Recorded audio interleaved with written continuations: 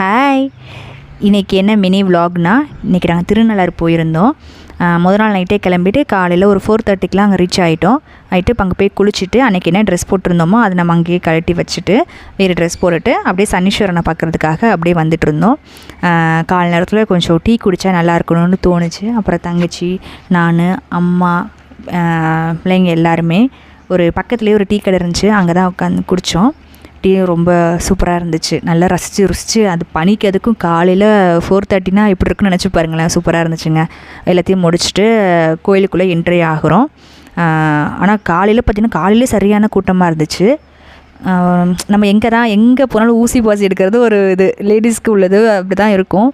பார்த்துக்கிட்டே வந்துட்டு இருந்தேன். ரொம்ப அழகாக இருந்துச்சு. அப்புறம் கோயிலுக்குள்ளே போயிட்டு அப்புறம் பார்த்து எல்லாமே கோயில் சூப்பராக இருக்குங்க, நல்லாவே இருக்குது.